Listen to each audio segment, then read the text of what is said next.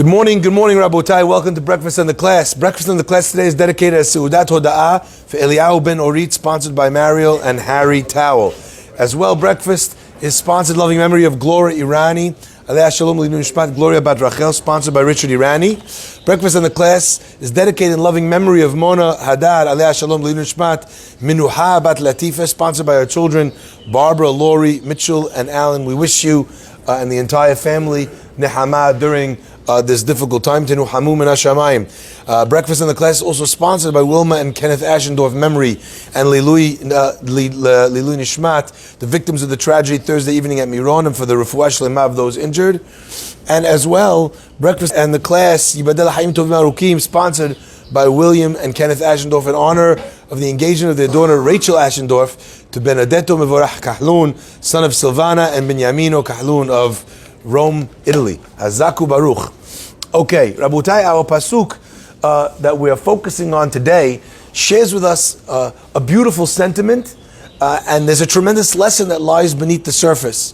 And as always, when a person looks at the words of the Torah, they get to experience the wisdom of the Torah by paying attention to the nuance of the words it chooses. The Pasuk says, Ki yamuch achicha, when your brother will become poor, okay?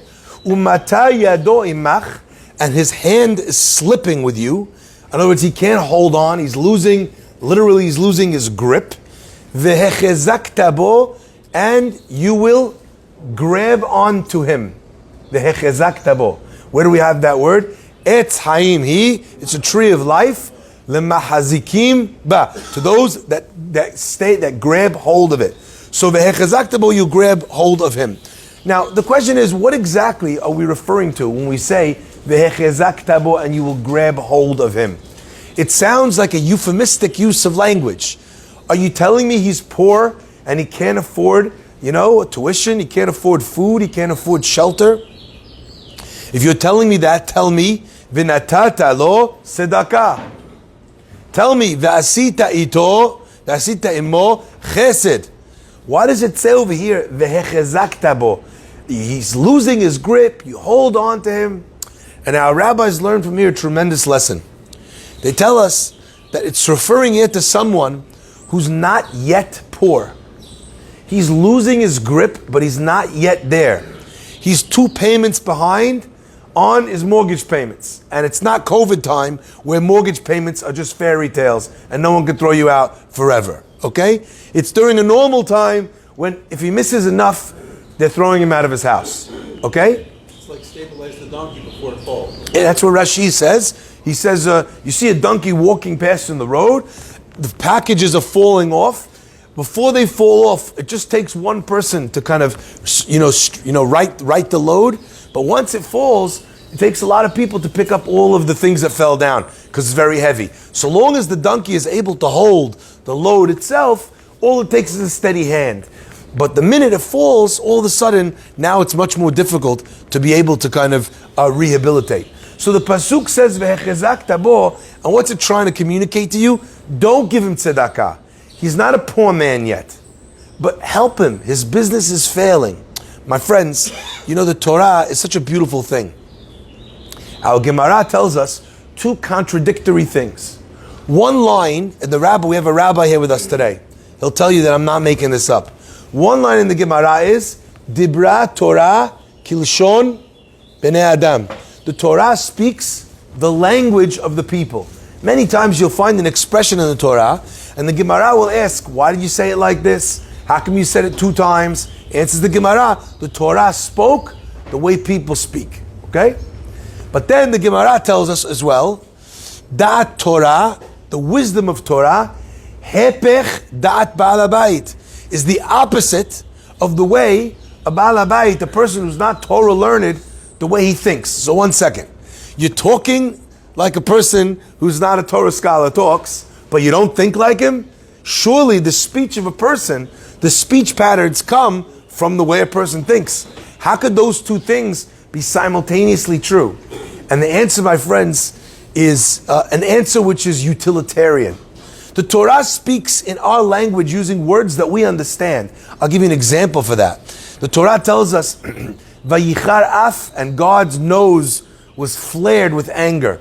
God took the Jewish people out with a mighty outstretched arm. What arm? What nose?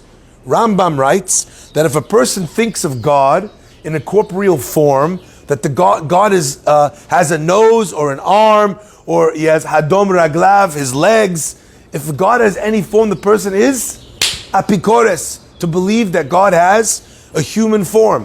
What we're referring to anthropomorphically is the fact that God, he did something with strength. That's when he uses his right arm, so to speak. He takes us out with, not in a weak way, quietly in the middle of the night, but he took us out from Egypt in the middle of the day, and he said, somebody try and stop me. That's what it means God uses his right arm. So we see the Torah speaks in our language, because the point of Torah is to communicate timeless messages to human beings who are limited and who are physical.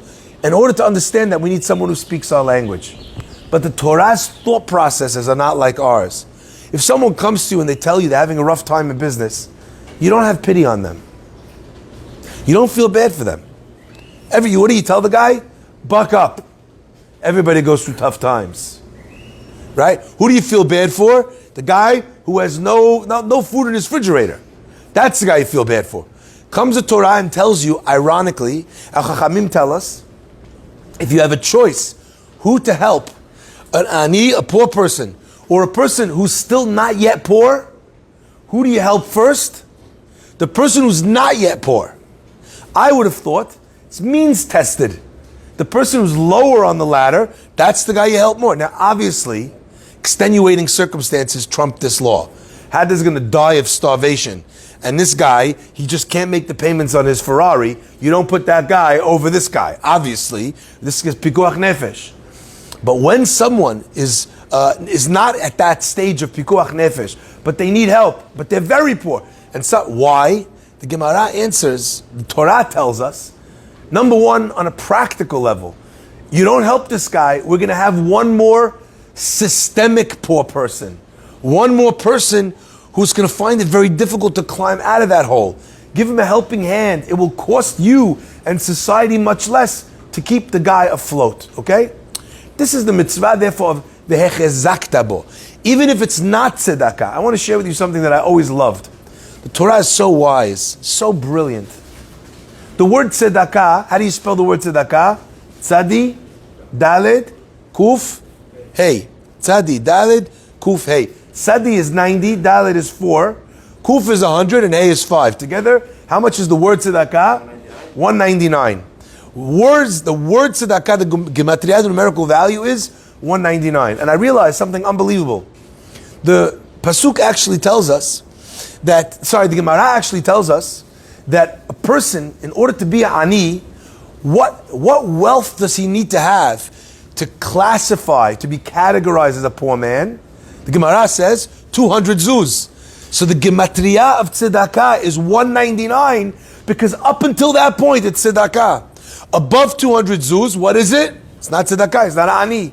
Says the Pasuk, not v'natata lo tzedakah, but v'hechezakta bo, different mitzvah. Ironically, we say that a person gets 2 mitzvot over here, but not the mitzvah of tzedakah, perhaps the mitzvah of chesed. This guy is not considered ani. At the same time, Torah tells you v'hechezakta bo. I saw something here which absolutely blew my mind. You know, in the Torah, sometimes we think that the Hakadosh Baruch Hu is giving us a list of mitzvot that we have to keep. And those mitzvot are really what God wants from us. If it's not the 4th hour of the day, it's no longer Zeman Kriyat Shema, no Kriyat Shema. Right? We just said it. You want to do Kriyat Shema with all the berachot in the 5th hour, you're not a Sadiq. You did Avon. Beracha levatala. So when the mitzvah applies, it's a mitzvah. When it's not, it's not. Here the Torah is telling you, 1 second, don't be a dib. You're not going to give this guy tzedakah because he's got 201 zuz. The Gemara talks about that a certain area of Rishaim. They would find a guy, see how much money he had, however much he was missing from to get to 200 zuz, they would happily give him just so that he couldn't collect big money. So if the shul gives out $1,000 check to a guy who's got 199, they would give him one zuz so that he couldn't collect the check from the synagogue. Okay? Rishaim, they didn't like tzedakah. Okay? But my friends, what we're seeing over here from this pasuk is that there's a commandment in the Torah to use common sense in applying the mitzvot. I want to give you an example for this concept. You know, yesterday, the class was dedicated by someone in memory of his father. I think it was Yosef ben Rahamim, Leon Harari and his family. They dedicated the class in memory of his father. And I asked him the other day, sorry? Us. His grandfather, us. No, it's our Leon. For This Joe. Leon Joe. for his father. For his father. I think it's Yosef ben Rahamim. Yeah, Yosef. Okay? Now, what was amazing is I asked him the other day, I said, tell me something about your father. You know, I'm going to do a class, Lilui Nishmato. What was he like? And what do you most remember about him? What was special about him? And he said something unbelievable. He said he really knew how to make people feel like they were valuable. Like he really knew how to make people smile. He knew how to make people happy. And I want to share with you such an interesting thing. Go find me in the Torah, right, where it says that there's a mitzvah to be happy. No such mitzvah. Rav Nachman says mitzvah gedolah liot b'simcha. It's not a mitzvah in the Torah. The Torah says you have to do mitzvot with joy. But does the Torah mandate that a person walks around with joy? It doesn't. It doesn't command that. Correct? So is it a mitzvah to be a happy person? Is there a mitzvah to make someone else happy? There's no such mitzvah, by the way. There's a specific mitzvah. As an example, if a person gets married, he has a mitzvah, first year, to gladden his wife, v'simach et ishto, to make his wife happy. Someone said to me, Rabbi, it says in the Torah, v'simach et ishto. It says only 1 year. Rochi, calm down. What? Just 1 year. Right? Simach et ishto, right? So is there a mitzvah to make your wife happy? No. There's a mitzvah for that first year, but not more than that. It doesn't say more than that. There's a mitzvah to make the Levi, the Ger, Yatom, Almanah, that they should rejoice with you on the holiday. What do you learn? Sorry? Your son-in-law's here. Okay. By the way, I just want to say, Mark, you can't make the joke and then pull it back because you see your son-in-law. Forget it. You're dead. Elaine's going to kill you. Okay? Now listen to this. This is amazing to me. Right? The Torah tells you, "V'samachta b'chagecha." Does that mean there's no mitzvah to be happy other than the chag? Because if there was, you don't have to rejoice. Why does it need to tell you rejoice on the holiday? And yet, we understand from so many different places that there is a mitzvah to be happy, to make people happy. And I love this concept. Where's the mitzvah to make people happy?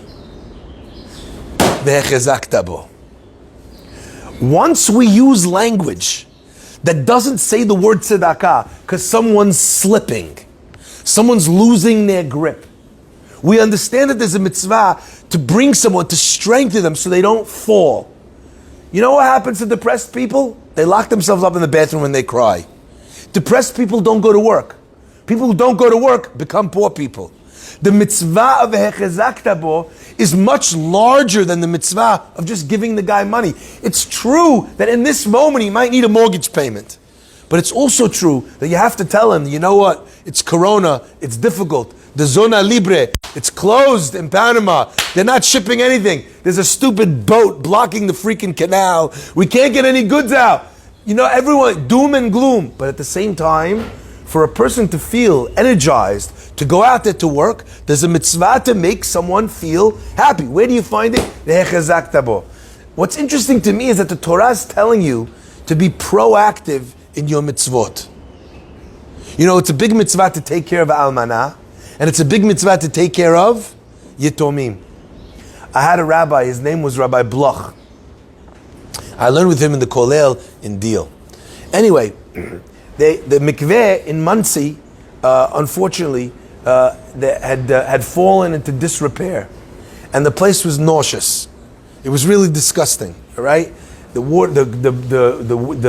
mikvaot were not clean, the bathrooms were horrible. Anyway, they had a meeting, and all the rabbis, came together, and they're talking about, we should really have a campaign for this, for that. And you know what? The rabbis were saying this, we have this problem, we have the schools, we have the this, we have the kashrut. Anyway, Rabbi Black got up and he says, listen, I know we have a long meeting ahead of us. He says, but I have to ask everyone for a quick favor. Unfortunately, there's a group of almanot, of widows,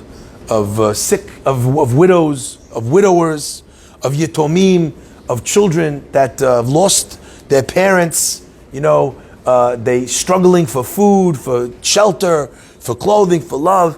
We really need to raise money for it. And everyone felt, he made an impassioned plea for how these kids are all by themselves. Anyway, everyone felt what he was saying. So everyone said, you're 100%, you're 100% right. We should raise the money for all these yitomim, for all these orphans. And once he had everyone agreeing with him, Rabbi Black banged on the table. And he says, Rabotai, the punishment for someone who has relations when their wife is nida and didn't go to the mikveh is karet, that they die young. He says, I know women who have told me that they are not going to the mikveh because there's hair in the mikveh, there's dirt in the mikveh, the rooms are disgusting, they have to wait online, everyone can see them for 2 hours because it's too small. Do you want to wait until they're yitomim so we can start a yitomim, an orphan fund? Let's build a mikveh now so it doesn't get there. His words hit their mark. They raised the money, and I think that was one of the first beautiful mikvaot. There's a spa, from what I'm told, okay? That people could go and feel clean and happy and nice with the situation, and it's a comfortable thing. My friends, sometimes we think of things and we're motivated only by disasters. And I was thinking to myself this past week, when we have these events, 45 people die in the most horrific death. We have to hear all these horrible stories, and all of a sudden we're like, Ahavat Yisrael, everyone needs to love another Jew, right? Everyone needs to do this, we do teshuvah, we come back, we raise money, we do tefillot. What do we do it for? For disasters. The Pasuk over here is teaching us, what are you waiting for the disaster for? What a beautiful mitzvah. And I think in many ways, this mitzvah is not just specific, it's paradigmic. It's teaching us a way to think. You're going to yell at your kid to come to shul. What might happen? The kid might start resenting shul and he won't come to shul. So you're thinking about getting him to shul this morning, but how many mornings is he going to miss if he hates shul? He's going to miss all the mornings. Great, you got him to come now. But as soon as he's old enough, what's going to happen? He's going to leave. He's not going to come back. Because you created a situation where he's not going to come back. The Torah says, make him strong in this. Make him strong in his business. Make him strong in his life. There's so many people who are going through so many problems as the economy starts to reopen, as people are moving back to their homes, as things are starting to build up again in Corona. Rabotai, we have a superpower. The superpower is to give people chizuk, to figure out what it is that is making them falter, that is making them lose their grip, and give them a compliment, give them a good piece of advice, tell them you're willing to give them a bridge loan. Figure out what it is exactly that you could do in this moment so that we don't get to the moment after this moment. When a person does that, then they think about making people happy. A sad person is a person who does sins. The greatest weapon, the Chachmei Musar tell us, the greatest weapon in the hands of the Yetzer Hara is atzvut, depression, sadness. You're feeling sad. It's like, forget it. Hashem, you did this to me. I'm not even going to shul. I'm so careful not to eat kosher. What? Now my business is failing. My marriage is in the toilet. Forget it. The Yetzer Hara uses sadness against us. Rabotai, so it's obvious that there's a mitzvah of v'samachta, v'simachta, of being happy and of making happy, because otherwise, what follows after a person who doesn't take care of this is that they lose their grip. And all of a sudden, a guy who came to shul every single day for a year to say Kaddish. You know, they say, our rabbis, the parasha says, Acharemot Kedoshim. How does it go? Acharemot, after the death of the sons of Aaron. Then we have the parasha of Kedoshim Tihiyu. Then we have the parasha of Behar Bechukotai. We just read it. They say tongue in cheek, Acharemot Kedoshim Emor. After people die, Kedoshim, they all Emor, they all say Kaddish. So all of a sudden, a guy who's not been coming to shul starts to come to shul. You know what I realized? The morning a guy's Kaddish is over, if you don't ask him, come to shul today, even though he got used to it, even though he got in the zone, even if he tells you, you know what, I really enjoyed it, Rabbi. The moment a person falls out, if you don't grab him before he falls out of it, all of that momentum is now lost. So Rabotai, I think sometimes when we want mitzvot, we forget that just like investments, we can leverage our investments so that they're worth much more than we invest. You want to do a mitzvah, right?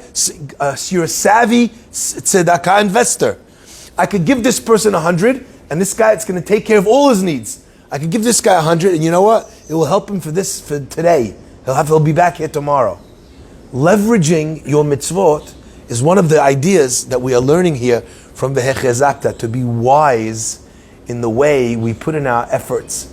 There is no greater investment that we have to make in this world more than our time and our effort. May Hashem bless us, number one, to be savvy investors of our resources. And number two, as well, to be people who are results oriented, that when we see something in front of us, we don't just throw band-aids at a problem, we figure out how to correct the problem so that it doesn't come back. And through that process, we will actually bring a person not just a tzedakah gift, but the greater gift, the gift of chizuk, of being strong enough to stand up on their own 2 feet, materially, emotionally, physically, and spiritually. Baruch Adonai Le'olam. Amen ve'amen.